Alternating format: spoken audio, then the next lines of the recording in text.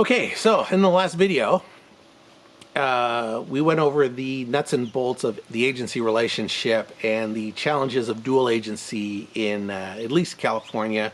Some of the other states don't have the strict disclosure and agency laws that we do here, and the tight litigation system that keeps an eye on us from a 1,000-foot view.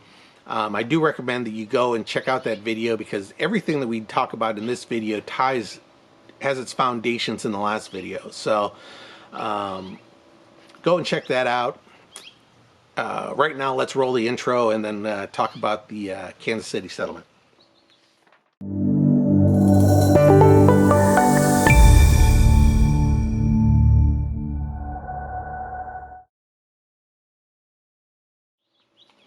So at the end of the last video, we talked about the challenges of dual agency and the rights and responsibilities that we have with both buyers agents and sellers agents, and the equal standard of care we now have to give both in the current real estate environment. One last point on that topic was, as late as 2020, right before COVID, California Association of Realtors considered banning the process, banning dual agency, and the brokers were certainly freaked out about that. Dual agency is a reality, and especially in a tight inventory situation, at least in the Bay Area, where we're kind of killing each other for listings, and it's obviously high dollar real estate. The dual agency is just part of the competitive advantage that buyers have as consumers and their ways to get property. But again, that was 2020. The vote, they actually came to a vote. They did not decide to ban dual agency, but it is a topic that is at the tip of the tongue of every broker. We subsequently had COVID. It sort of changed the world a little bit, and now we have this Kansas City settlement. I haven't read the settlement. I've heard a lot of analysis of it. The basically is that the agent of this litigant had stated that they should be offering a 2.5% or 3% commission to the buyer's agent, and the guy didn't want to do it, but the agent insisted. Property sold, and then the principal went back and sued his agent because he said he was obligated to pay the 2.5% commission to the buyer's agent when he did not want to do that. He felt that he was pressured into it, and he won a very large settlement. As a result of the settlement, the DOJ in Washington got involved, and they sued the National Real Estate Association, and subsequently there were quick negotiations to turn around the subject even further than the state of California was doing it, but they didn't ban, they didn't modify agency. What they did is they required the agents now to do a series of things in order to better define the relationship between the seller and his agent, and disconnect the buyer's agent commission from the listing side of the transaction. In parts of the country, this had already been done prior to the settlement. Oregon is one of the areas of the country that had already divorced buyer's commission from the agent's commission, and they've already worked through this. I don't know how they were impacted by the settlement, but their template was what the NAR looked at in order to come up with this new process for us to sell real estate in. But it didn't change all the laws that were involved. One thing it did is it clarified the relationship between the agents and the sellers, and now out of that sprung the fact that we are now being advised to have people who come through open houses sign an agency disclosure stating that the agent in the open house is representing the seller. So all the discussions that come from that is based on a formal relationship under the listing agreement that the agent and the seller, that the agent is selling the owner's property, and any discussions out of that are through that advisor, that The agent is the seller's agent, that there is no formal relationship between the agent and whoever is coming through the house, unless that changes through a written document that is authorized at a different time. The second thing it did is better define buyer's agency. Now the buyers are responsible for their own commissions, at least legally. In order to show property, agents and buyers now have to have a formal relationship where an agency is formed in writing, and the commission is negotiated in advance and documented exactly like the listing agreement does with the seller.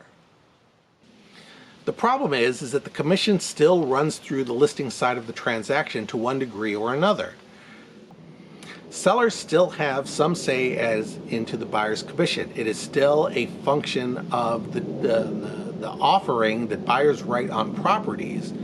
Understand that I just said that the buyer's commission is now negotiated between the buyer and his agent. This is a contract that is negotiated before an offer is written. So then an offer is written, submitted to a buyer. The seller has to acknowledge that buyer's brokerage agreement and the commission that is written on there. So you see the problem. The buyer has to negotiate his own agent's commission with the agent, but the seller still has a say. This is an opportunity for an enterprising attorney to go, hey, this is a tort. If the seller over here wants to get involved in the buyer's agent commission, it's a violation of the settlement that the litigation that they just had in Kansas City. And two, it's a tort. He's interfering with a private contract. There's a contract that's written. The seller can't be involved in the contract over here. And I know around here that the average commission is about 2.5. It varies between 2 and 3 in some particular areas. So people have an expectation that it's around 2.5. But if a buyer has only one offer with an agent and that contract comes in, it's got a 3.5% commission on it because the buyer agreed to that. And the seller goes, why am I paying a full 1% more on this thing? Cut the commission back to 2.5. Well, seller's not supposed to be involved in the buyer's commission. Buyer has a contract with his agent. That's a separate contract written before your thing. Getting involved in that's a tort, but the contract is part of the buyer's agency contract. The seller just won't sell the contract to him until the buyer's agent reduces the contract. And then so what happens here is that what will end up happening here is that the sellers and the buyers and the buyer's agents will end up backing down. They'll settle out the thing. The buyer's brokerage will go after somebody, and rest assured there is going to be another round of litigation on this because of the fact that the buyer's agent, the buyer is still, and the seller is still involved in the buyer's agent commission. Again, these are the things that we're currently working through. In general, and in Oregon, I mentioned that this was where it is. The process pre-litigation is still pretty much in place. Sellers are no longer offering buyer commissions, but offering some sort of concession so that they can fix the amount of commission that they pay. So let's say that a listing agent has, say offers 2.5%. Buyer's agent has that 3.5% contract that I just flippantly threw out there as a ridiculous example. So that additional 1% will be foisted onto the buyer, and the seller limits his exposure to the buyer's agent's commission. Agents have always said that the commission was built into the sale price. Sellers got a lot of benefit from paying the buyer side commission for a variety of reasons. By paying the additional 3% for the buyers, it translated to 3% higher pricing to the public out there, to the world in general. It inflated real estate prices. Governments liked it because they got some fractional amount more every month because the numbers all came off the sell side. And the sellers got full tax deduction for the full amount of the buyer and the seller side agent's commission.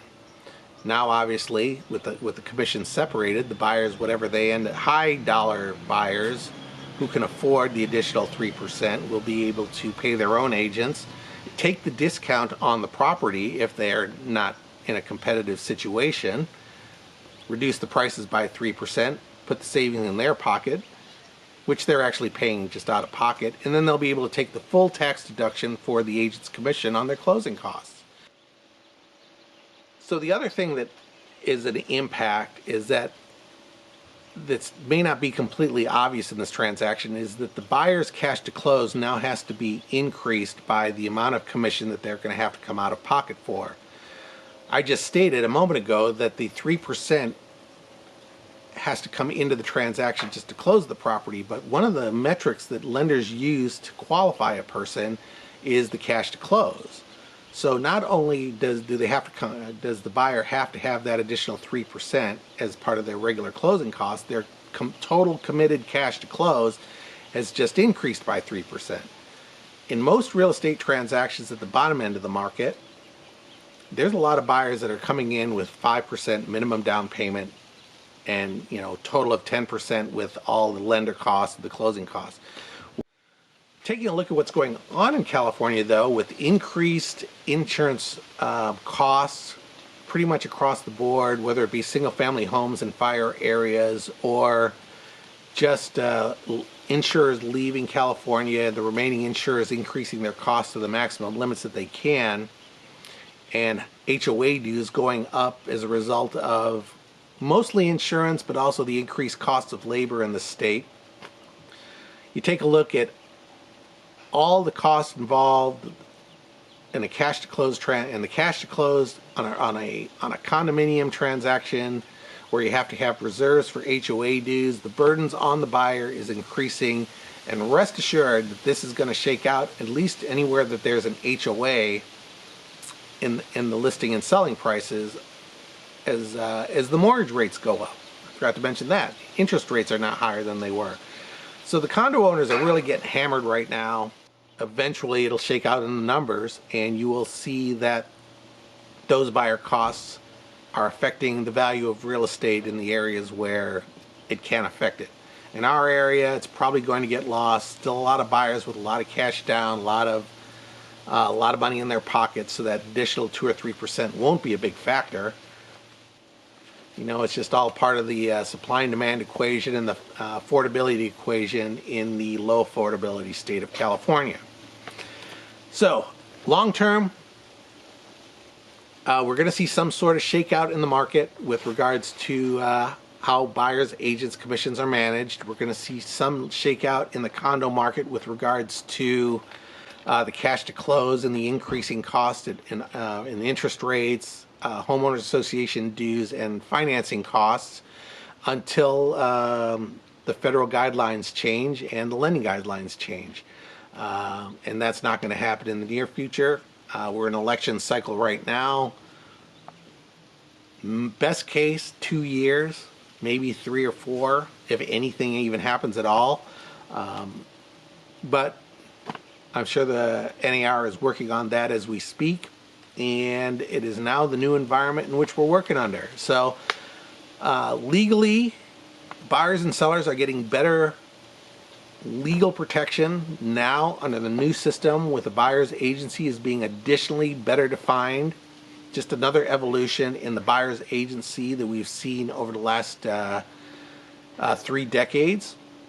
But conversely, costs are going up, and the buyers are getting the short end of the stick as a result. So until something changes, which is why I think Congress will eventually act, can't have the buyers with the affordability question the way it is. If Congress changes the law, it'll make things a lot easier everywhere on everybody, and make it a lot easier for buyers to get into real estate if the commissions, maybe even lender commissions, are built into that, with the other cash to close amounts being the actual closing costs that buyers have to come in with cash and reserves. And I guess that's my take on it. Some good, some bad, and we're going to have more litigation to come until all this stuff gets ironed out, and that's 3 years away. So, hope that those conclusions help you in whatever real estate transaction you have. If you would like further assistance in Central Contra Costa County, call me Bob Georgiou, RE/MAX Accord. The information is down below. I do appreciate you taking your time out to watch 2 videos this time around. We will go to back to market reports next week and look at around what's going on.